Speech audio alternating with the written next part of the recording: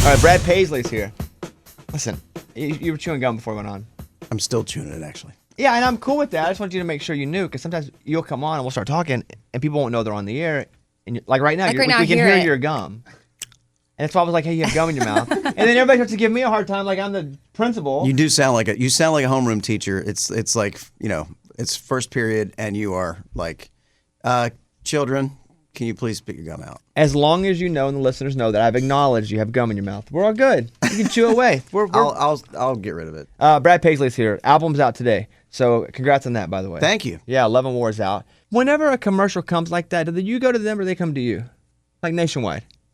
How does that come to fruition? Well, I certainly don't go there, and You don't go, hey, I I'd don't like to go to the Nationwide headquarters You and show knock on up. the door. They actually, this was a great idea on their part, because what they did was they have one of the most recognizable jingles of all time. That you can go na na na na na na na, and immediately you see Peyton Manning in your mind. But they said, what if you wrote a song around it? Like, what if there were other words?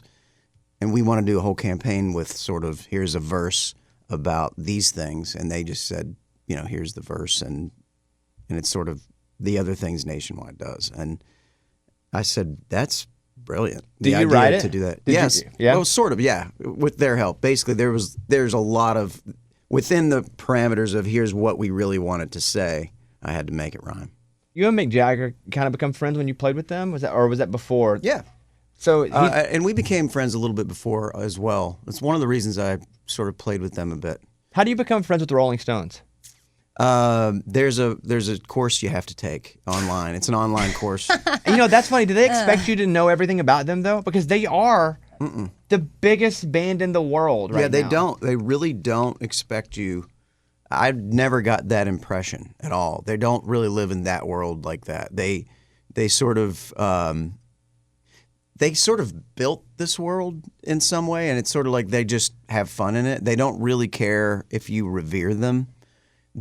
One thing I've figured out quickly is somebody gave me a tip, which was really interesting, was like mention the Louvin brothers to Keith Richards, and that's all I had to do, and he was ready to talk about Satan is real. I don't even know he who that loves is. that album. The Louvin brothers were they're a bluegrass duo that were amazing. They sang great. They were Opry members.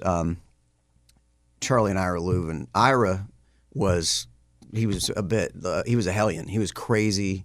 He was one of those guys that just, the stories are legendary. And they did these, but they also did gospel records that were sort of really judgmental gospel records. And it was really an interesting thing and they're fascinated by stuff like that. How do you go to someone like Mick Jagger and make that friendship ask, though, of, will you also be on my record? Well, the way it worked was when they were in Nashville, they came in a couple of days early. And what they do, which is really neat, when you tour at the level they're at, they sort of take over a city. When the Rolling Stones are coming, and you remember when they were here, Nashville was buzzing for several days. It was like, there's a Mick Jagger sighting. And we ended up going to dinner at Etch here in town. And what was funny about that was that Mick had said, I'd said, well, when you get to town, do you want to go eat? We got some great new restaurants. And he said, yeah. And he picked the restaurant. And I thought for sure he's got people that do that. And I said, when we sat down to eat, I said, I've never been here before. How'd you find this? He said, oh yeah, I think TripAdvisor or something. And it was like, Edge does show up as one of the top places to go. Yeah. Yeah, he looked it up and said this is great. He said this is great. I thought we should try it. And it's like the next thing you know, we're sitting there, and I said, you got to come back when we can be here without anybody knowing, and see if we can record, and you can experience the city and really see what the creative process is like in this town. And I never expected him to say, yeah, let's do it. And he did. Next thing you know, 3 months later, he was at my house. So he said yes, and then he followed up. Yeah. And came back. Yeah. Do you have to pay for that flight back, or does he pay for it? No. He just came in? Yeah. He stayed at your house? No, we recorded there, but he stayed at one of the nicer TripAdvisor. establishments. Some hotel he found. Somewhere he was recommended? Yeah, whatever they said on one of those. When you go to dinner with Mick Jagger, do you prepare for that dinner with things to talk about like it's a first date? Because I just feel like there'd be so much pressure to have the right conversation? No, I'm somebody that I have a problem with my nerve endings or something because they don't fire as much or so. Because I don't get nervous all that often. And when I do get nervous, it's paralyzing to me because I'm not used to it. Like there's even things where I should really be nervous and I don't get nervous. But then there are times when I've gotten when I got uncontrollably nervous was in the delivery room, and I wasn't even the one having to do that. But it was really because that to me, when we had complications with like the second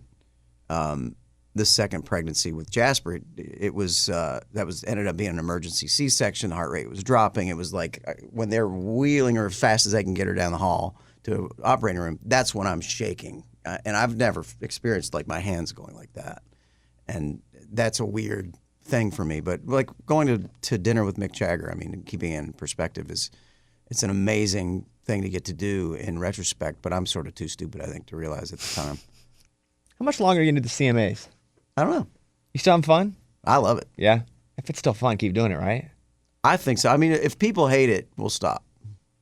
But people don't hate it. I think people are wondering if you're tired of it yet. No, exactly. Well, that's the thing. It's like it's always about that. It's about are you entertaining people or not? And I know, like in your sense as well, you get up in the morning and you feel like there are days that are better than others, but at the same time, you know you have something to offer. So you know it's why you do it. And at some point, when you don't feel like you have anything to offer, that's when you shouldn't do it. Do you feel like you have more to offer? Well, as long as the world continues to have funny material, I think so.